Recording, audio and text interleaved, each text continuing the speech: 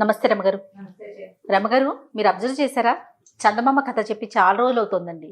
రకరకాల సిరీస్లు పెట్టినా కూడా మనం చందమామ కథలు కూడా చెప్తూ ఉందాం అప్పుడప్పుడు. తప్పకుండా అండి. పూర్వం మాధవరం అని ఒక పల్లెటూళ్ళలో అవధాన్ గారిని ఒక బ్రాహ్మణ ఆయన ఉండేవాడు. ఈయన పాపం చాలా పేదవాడు. ఏదో యాయవారం చేసుకున్నాడు అంటే అందరి ఇళ్ళకి పొద్దుటిపూట వెళ్ళి అమ్మ ఈరోజు ముహూర్తం ఇది ఇది అని చెప్పేవాడు. చెప్తే వాళ్ళు ఏదో ఇస్తే కూరో కరివేపాకో బియ్యమో వడ్లో పప్పో బియ్యమో తెచ్చుకుని పోషించుకునేవాళ్ళు. ఈయనకి లోటు లేకుండా 3 మగపిల్లలు 3 ఆడపిల్లలు 6 సంతానం. సంతానానికి లోటు ఉండేది కాదు. పైగా అప్పుడు సంతానాన్ని ఆపే రోజులు కూడా కావు, అవి తెలీదు. సాలొచ్చి మానుకోవాల్సిందే తప్పిస్తే ఇంకా సంతానాన్ని ఆపటం ఇప్పటి రోజులు కావు కదా. ఏదో చిన్న జీవితం ఎలాగోలాగా ఉండేది. అట్లా అట్లా మీ పిల్లలు కొంచెం పెరుగుతున్న సమయంలో ఆయన కళ్ళు పోయినాయి. కంటి చూపుకి ఏదో సమస్య వచ్చింది. ఆయన కళ్ళు చూపు లేదు. లేకపోయేసరికి ఏం చేస్తారు? ఎట్లాగొట్లా గెంటిచ్చారు. చివరికి ఒక పాత పూరిపాక ఉంటే అది కూడా అమ్ముకోవాల్సి వచ్చింది. తర్వాత ఏం చేశారంటే ఆ ఊళ్ళో ఒక ధనవంతుడు, ఒక ఏమన్నాడు వ్యాపారస్తుడు వాకిట్లో ఒక పెద్ద ఇల్లు, ఓ పక్కన చిన్న పంచలాగా ఉంది. ఆ పంచలో నెలకి 4 రూపాయల వడ్డీ అద్దిచ్చి అక్కడ ఉండేలాగా ఏర్పరచుకున్నారు. ఇల్లు వాకిలి లేవు కదా. అదేలేండి. ఈ 6 పిల్లలు భార్య భర్త అక్కడ ఉండేవాళ్ళు. ఈయన కళ్ళు పోయినాయి. ఆయన ఇళ్ళంబడిపడి తిరగలేడు. ఆ ఊళ్ళో ఒక రామాలయం ఉంటే వీళ్ళు ఏం చేసేవాళ్ళు, రోజు పిల్లలు కానీ తల్లి కానీ ఎవరో ఒకళ్ళు ఆయన తీసుకొచ్చి ఈ రామాలయం దగ్గర కూర్చోబెట్టి ఒక గావంచ ఆయన ముందు పరిచి వెళ్ళిపోయేవాడు. సాయంకాలం మళ్ళీ తీసిపోయేవాళ్ళు అనమాట. పొద్దునే కాస్త అన్నం తినేసి వచ్చేవాడు ఆయన. వచ్చి ఇక్కడ కూర్చుంటే ఈ గుళ్ళోకి వచ్చిన భక్తులు పావలావో 10 పైసలో అరటిపండు లేకపోతే కొబ్బరి చిప్పో ప్రసాదం ఏదైనా చేస్తే అదో, అది కాకపోతే స్వయం పాకం ఇస్తారు. బ్రాహ్మడు కదా, ఎంత చెడ్డా పాపం. స్వయం పాకం ఇచ్చుకోవడానికి అవధాన్ గారు గుడి దగ్గర ఉంటాడు కాబట్టి అది పితృకార్యాలప్పుడు అట్లా ఏవో ఇచ్చేవాళ్ళు. పావలా 10 పైసలు పడేవి. దేవాలయంలో దండం పెట్టుకుని సాయంకాలం అయ్యేసరికల్లా పిల్లలో తల్లో ఎవరో ఒకళ్ళు వచ్చి ఈయన పడిన వస్తువులు మూట కట్టుకుని ఆయన చేతబుచ్చు తీసుకుపోయేవాళ్ళు. రోజు ఇట్లా కూర్చునేవాడు. ప్రతిరోజు దేవుడికి దండం పెట్టుకునేవాడు. ఏమిటి నా పరిస్థితి, కనీసం పిల్లలైనా ఎక్కి రావాలి కదా, ఆడపిల్లల పెళ్ళిళ్ళు ఎట్లా చేస్తాయి ఈ జీవితంతో దిగులు పడేవాడు. పెద్ద పిల్లల్లో 2 మగపిల్లలు కొంచెం పెద్దవాళ్ళు అయ్యారు. వాళ్ళు కూడా ఓ పావలా తెచ్చేవాళ్ళు ఏదో చిన్న పని చేసి. ఇంతమంది ఉన్నారు, 6-8 పొట్టలు నిండద్దు, ఇవి నిండాలి, పై సరుకులు కావాలి, మరి ఇంటి అద్దె ఇవ్వాలి, కష్టం కదా పాప. మరి అట్లాగే గెంటుతూ ఉండేవాడు. ఒకనాడు ఏమైంది, ఎవరు తనని తీసుకెళ్ళడానికి ఇంటి నుంచి చాలా లేట్ అయిపోయింది. ఆయన సాయంకాలం అయ్యేసరికి తీసుకెళ్ళిపోయేవాడు. చీకటి పడితే నడవలేడు కదా.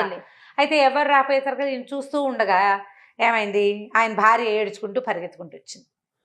ఏమిటి అంటే ఆవిడ ఏమందంటే, ఏమంటే ఏం చేయాలి, ఆయన డబ్బులు ఈ నెల మనం రెంట్ ఇవ్వలేకపోయాము, 2 నెలలు అయిపోయింది, ఈ కిందటి నెల ఇవ్వలేదు, ఈ నెల కూడా ఇవ్వలేదు, వాళ్ళేమో సామాన్లు అన్నీ బయట పారేశారు, అన్నీ బయటపడిపోయినాయి, ఇంక ఇప్పుడు ఏం చేస్తాము, మన పరిస్థితి ఇట్లా అయిపోయింది అని చూస్తే గావంచాలో 2 రూపాయలు 2 కాన్లు ఇవి ఉన్నాయి, 2 అరటిపళ్ళు, అంతకంటే ఏం లేవు. ఇవాళ భక్తులు కూడా లేరు. భార్య భర్త ఇద్దరు ఏడుచుకుంటూ దేవుడి దగ్గర దండం పెట్టుకుని మెల్లిగా ఇంటికి నడిచి వెళ్ళారు. సామాన్లు లేవు, ఆ పంచల నుంచి బయట పారేస్తారు వాళ్ళ సామాన్లు. వీళ్ళకి అన్నం వండుకునే దిక్కు కూడా లేదు. ఇంటికి వెళ్ళాక ఏం చేశారు, అక్కడ దాకా వెళ్ళి బయట పడేశారుగా. ఆ ఎదురుగుండా ఓ చెట్టు, ఏదో పెద్ద చెట్టు ఉంటే దాని కింద ఒక గట్టు ఉంటే ఇవాళకి పొయ్యి ఇక్కడ పెట్టుకుని వండుకుందామని పిల్ల జల్ల అందరూ కలిసి ఆ సామాన్లన్నీ బయట విసిరేసినవన్నీ ఆ చెట్టు కింద కూర్చున్నారు. ఇంతలో ఏమైంది, చీకటి పడే వేళకి సాయంకాలానికి ఈయనని తొందరగా తీసుకెళ్ళిపోతారు. రాత్రికి వచ్చే భక్తులు ఉంటారు కదా. ఈ సాయంకాలము ఇక్కడ హడావిడంతా చేసినటువంటి ఆ వ్యాపారస్తుడు, ఆ శెట్టి గారు, ఎవరింట్లో అయితే వీళ్ళు అద్దెకున్నారో ఆయన గుళ్ళోకి వెళ్ళాడు. వెళ్ళేసరికల్లా పూజారి గారికి ఏదో చిన్న ఇబ్బంది వచ్చి ఆయన హారతి ఇవ్వకుండా ఇంటికి వెళ్ళాడు. ఈయన బయట కూర్చున్నాడు హారతి తీసుకుని వెళ్ళాలని. ఇంతలో ఏమైందంటే సీతారాములు ఇద్దరూ మాట్లాడుకుంటున్నారు విగ్రహాలు.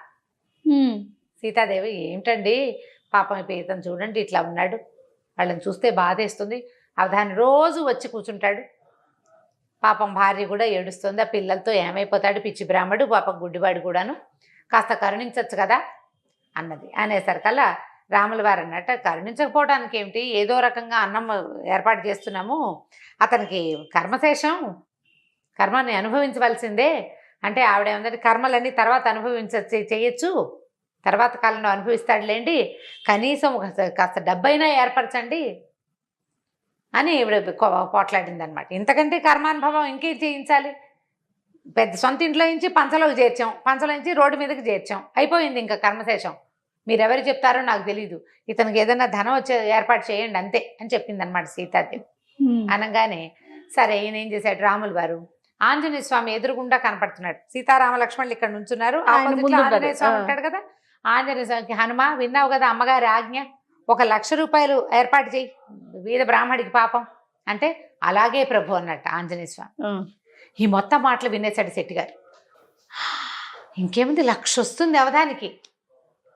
ఇప్పుడు ఆయన ఇవ్వన్నాడు, ఈయన ఇస్తానన్నాడు అంటే పడేస్తారనమాట.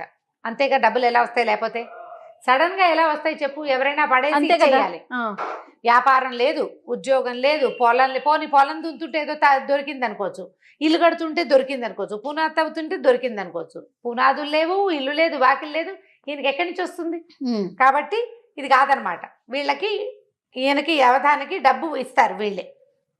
అక్కడి నుంచి లబలబలాడుతూ పరిగెత్తుకుంటూ ఇంటికెళ్ళి అవధాని గారి కాళ్ళు చేతులు గడ్డాలు పట్టుకున్నాడు. అయ్యో అయ్యో అయ్యో, మా వాడు అప్పడు దుర్మార్గుడు అండి, మా పనివాడు అప్పడు, వెంకడు, ఇద్దరు పనివాళ్ళు, వాళ్ళిద్దరు కలిసి సామాన్లు బయటపడేశారనమాట. నేనుండగా ఇంత పని జరగనిస్తానా, మీరు ఎంతో మంచివాళ్ళు, వచ్చి ఉండండి, పంచలో వచ్చి ఉండండి అని బతిమలాడితే ఈయనేమో సరే మరి ఏదో ఒకటి కావాలిగా, పంచలోకి చేరారు. పంచలోకి చేరంగానే ఈయన ఏమన్నాడు, 10 రూపాయలు తీసి అవధాని గారి చేతిలో పెట్టపోతే ఆయన, నాకొద్దు, నేను తీసుకోను అన్నాడు. కాదు, పోనీ 10 రూపాయలు చిన్నది, ఈ 100 రూపాయలు తీసుకోండి, చేసిన అపరాధానికి నాకు మన్నింపు కావాలి, ఈ 100 తీసుకోండి అంటే, చీచి డబ్బులు తీసుకుని ఆయన, నేను ఎవరి దగ్గర డబ్బులు తీసుకుని ఎరగను, ఈ ఐవారం చేస్తాను అంతే, నేను నీ డబ్బులు నాకెందుకు నాయన, ఏదో ఆసరా చూపించావు, కాస్త రెక్కాడితే రేపొద్దున మీ 2 నెలల అద్దె మేము ఇచ్చేస్తుంటే, అయ్యో అద్దొద్దు ఏమొద్దు, 100 తీసుకోండి అని ఎంతగానో బతిమలాడేసరికల్లా ఒప్పుకోవాలి ఆయన. ఒప్పుకోకపోతే, అది కాదండి, ఓ పని చేద్దాం, మీరు రేపు మీ పల్లెల్లో మీ గావంసా మీద ఏది పడితే అది నాకు ఇద్దరు కానీ 100 తీసుకోండి అన్నాడు. ఆయన ఒప్పుకోలేదు. నా గావంసాలో పడ్డది నాది, భగవంతుడు నన్ను కరుణించి ఇచ్చింది, రామార్పణం అనుకుంటాను నేను, అది కూడా రామార్పణమే, రాముడే ఇచ్చాడు, అది రామార్పణమే, నీకు ఇవ్వటం ఏమిటి నాయన అన్నాడు. పోనీ 100 కాదు 1000 ఇస్తా, మీకు రేపొద్దున పడేది నాకు ఇవ్వండి అంటాడు. రేపు మీ గావంసాలో ఏది పడితే అది నాదనండి చాలు, మీకు 1000 ఇస్తాను. ఆయన ఒప్పుకోవాలి. అట్లా బేరం 50,000కి పెంచాడు. 50,000 రూపాయలు ఇస్తాను మీకు, పుచ్చుకోండి, రేపు మీ గావంసాలో పడేది నాకు ఇవ్వండి. ఆయన ఏమంటాడు, గావంసాలో ఏది పడితే అది భగవంతుడు నన్ను కరుణించి ఇచ్చేది, నీకెందుకు ఇస్తాను, అది రామార్పణమే, నన్ను తినమని ఇచ్చాడు, నీకు ఇవ్వనంటాడు. ఇంకా బాగా ఆలోచించి 1,00,000 వస్తుంది రేపు, 50 తోటి ఎందుకు, పోనీ 75 దాకా వెళ్దాం, 25,000 మిగులుతుంది కదా మనకు అనుకుని 75,000 ఇస్తానన్నాడు. అయినా కూడా ఆ పిచ్చి బ్రాహ్మడు ఒప్పుకోలే, కాదన్నాడు. అట్లా చేయకూడదు, వ్యాపారం ఎట్లా చేస్తాను, నేను బ్రాహ్మణ్ణి, నేను నిర్ధనుణ్ణి, భిక్షం అడుక్కునేవాడిని, నా దగ్గరకు వచ్చింది నేను నీకు అమ్ముకోకూడదు, నేను నీకు ఇచ్చేయమంటే ఇచ్చేస్తా, ఇచ్చేయడానికి భయంగా ఉంది, నీకు ఇచ్చేయమని అనకూడదు కదా, అందుకని ఇది ఇస్తానంటున్నాడు. ఏం చేయాలో తెలియలే. ఈ లోపల సావిత్రమ్మ గారు, ఆయన భార్య ఉంది కదా, ఆవిడంది, మీరు ఊరుకోండి, ఆయన సైగ చేసి బయటికి తీసుకెళ్ళి, ఆయన అలాగే అంటారు, నేను ఇప్పిస్తాలేండి, మీరు డబ్బులు తెచ్చి ఇచ్చేయండి, రేపు గావంసాలా పడిన ప్రతిదీ మీదే, అమ్మ ఒట్టేయండి అన్నాడు. ఒట్టుకేముంది, నా భర్త మీద ఒట్టు, నా పిల్లల మీద ఒట్టు, రాముడి మీద ఒట్టు. శభాష్, ఎంతో బాగుందిగా. పరిగెత్తుకుంటూ వెళ్ళిపోయాడు శెట్టి గారి ఇంటికి. వెళ్ళిపోయి 75,000 రూపాయలు తెచ్చి పోసేసాడు. బాకి పరిగెత్తుకుంటూ మళ్ళీ పట్టుకొచ్చేసాడు. ఆవిడ ఏం చేసింది, వెంటనే డబ్బులు దాచుకొని జాగ్రత్త చేసుకుంది. సరే నాయన మంచిది అన్నది. మర్నాడు పొద్దునే అవధాని గారికి స్నానం చేయించారు, తిన్నామని తీర్చిదిద్దారు, తీసుకుపోయి దేవాలయం దగ్గర కూర్చోబెట్టేసరికల్లా సరే ఆ పూట ఏమైంది, ముందు రోజు ఏకాదశి, ద్వాదశి, ఆ వాళ్ళే జనం తక్కువ ఉన్నారు. త్రయోదశి ఆ రోజున శివాలయానికి జనాలు ఎక్కువ మంది వెళ్తారు, రామాలయానికి ఎక్కువ మంది రారు. ఏమీ రాల. 2 ఏగానీళ్ళు పడ్డాయి. తర్వాత బాగా మాగిపోయిన 2 అరటిపళ్ళు, ఒక సగమే ఇంతే ఉన్న కొబ్బరి చిప్ప పడేసి సాయంకాలం అయిపోయింది. చూస్తే ఏమీ లేదు. సావిత్రమ్మ గారు వచ్చింది, గావంసాలో ఏది పడితే అది మూట కట్టి ఈయన చేతిలో పెట్టేసరికి ఈయన నిర్ఘాంతపోయాడు. ఇదేంటి 1,00,000 పడుతుంది అనుకున్నాం, పడలేదు. చూస్తుంటే సావిత్రమ్మ గారు లేచి భర్తను తీసుకెళ్ళిపోయింది. ఇంకా అక్కడ గావంసా లేదు, ఏం పడుతుంది, ఆవిడ తీసుకెళ్ళిపోయింది. ఈ లోపల పొద్దున్నే భర్తను ఇక్కడ కూర్చోబెట్టి ఆవిడ ఊళ్ళో ఇల్లు వాకిలి ఏర్పరిచేసుకుంది. ఒక 5-6 వేల రూపాయలకి ఇల్లు కొనేసుకుంది. పిల్లలకి ఇంట్లో కావాల్సిన సామాన్లు కొనేసేసింది. డబ్బులు ఎక్కడెక్కడ దాచిపెట్టాలో మధ్యాహ్నం సాయంకాలం 4 అయ్యేసరికి మొత్తం ఏర్పరిచేసేసి పిల్లల్ని ఎలా తీసుకుని వెళ్ళిపోయి. ఈయన ఏం చేయాలి, 75,000 రూపాయలు ముందు రోజు రాత్రి పోసేసాడు, బికమహ వేశాడు. సరే ఆలోచించాడు, రాముడిని నేను నిలదీయాలనుకున్నాడు. ఓకే, లోపలికి వెళ్ళాడు గుళ్ళోకి.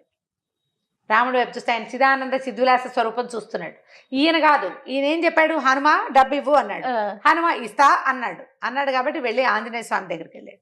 ఆంజనేయ స్వామి దగ్గరికి వెళ్ళి ముందోసారి దండం పెట్టాడు. ఏమన్నా పెద్ద మనిషి అయ్యా నువ్వు మహారామభక్తుడు అని చెప్పుకుంటావు, ఆయన పక్కన ఇమ్మన్నాడు, నువ్వేమో ఇస్తానంటివి, ఏం పడింది, కులిపోయిన అరటిపళ్ళు ఇప్పించావు, అంతకంటే ఏమైనా ఉందా అన్నాడు. అనేసి ఏం చేశాడు, మన ఉద్రేకం వచ్చేసరికల్లా అవతల వాళ్ళ మీదకి వెళ్ళిపోతాం. ఇది దేవుడితో సంభాషణ కాదు, వ్యక్తితో సంభాషణ అంతే అని చెప్పేసి ఇట్లా విసురుగా మాట్లాడుతూ ఏం చేశాడంటే ఆంజనేయ స్వామి విగ్రహం మీద చెయ్యేసాడు. చెయ్యేసిన మరుక్షణం ఆంజనేయ స్వామి వెనకాల ఇట్లా తోక ఇట్లా రింగులాగా చుట్టుకుని ఉంటుందా, ఆ తోక ఇటు కదిలి ఈయన చెయ్యి చుట్టేసింది, పట్టేసుకుంది తోక. అక్కడి నుంచి ఈ తోక వదలటం లేదు. ఇంతలో రాముల వారి శబ్దం వినపడింది. ఆ హనుమ నిన్న చెప్పిన పని ఏం చేసావు అని. ఆంజనేయ స్వామి వెంటనే చెప్పాడు, 75,000 నిన్న రాత్రే ఇప్పించేశాను ప్రభు, 25,000 ఇస్తే గాని వదలను మరి అన్నాడు.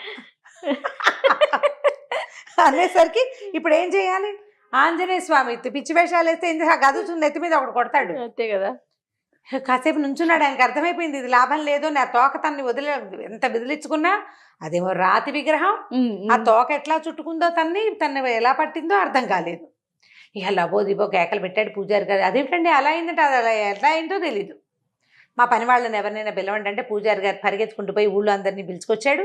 మరి ఇలాంటి వింత జరిగితే ఊరుకుంటారు, పని వాళ్ళని పిలుచుకొచ్చారు. ఒరే ఇంట్లో అమ్మగారిని అడిగి ఎనపెట్లో 25,000 రూపాయలున్నాయి, అవధాని గారింటికి పంపించి రండిరా అన్నాడు. ఓకే, ఇంకా వేరే దారి లేదు, ఊళ్ళో జనమంతా చూస్తూనే ఉన్నారు ఏం జరుగుతుందా అని. సరే వాళ్ళు పని వాళ్ళు ఇద్దరు పోయి అప్పడు వెంకడు అమ్మగారి దగ్గరికి వెళ్ళారు, 25,000 తీసుకున్నారు. అవధాని గారు ఇల్లు కొనుక్కున్నారు అక్కడెక్కడో, వాళ్ళ ఇంటికి వెళ్ళిపోయారు. అక్కడికి పోయి పరిగెత్తుకుంటూ అక్కడ డబ్బులు ఇచ్చేసామండి అని వచ్చి చెప్పాక తోక అప్పుడు తోక వదిలింది. జనం చూస్తుండగానే తోక వదిలిపెట్టింది అనమాట. బతుకు జీవుడా అని వెధవ ఆసిపోతానానికి నాకున్న ఆస్తి చాలదు, బ్రాహ్మడికి 100 రూపాయలు ఇద్దామని లేదు, 4 రూపాయల అద్దెకి వాళ్ళని రోడ్డు మీద పెట్టినందుకు కదా ఇది జరిగింది, ఈ 1,00,000 ఇవ్వాల్సి వచ్చింది. ఊళ్ళో జనమంతా చూశారు. ఇప్పుడు తన అవధాని గారికి డబ్బు ఇచ్చిన సంగతి అందరికీ తెలిసిపోయింది. దాంతో నోరు గట్టిగా మూసుకుని ఊరుకున్నాడు. బుద్ధి తెచ్చుకున్నాడు. మరి అంతే, బుద్ధి వస్తుంది క్రమంగా. కథ కంచకి మనం ఇంటికి. సూపర్ రమ్మగారు, చాలా బాగుంది బాగుంది కదా, ఎక్సలెంట్. ఇంకో స్టోరీతో మళ్ళీ కలుద్దామండి. నమస్తే.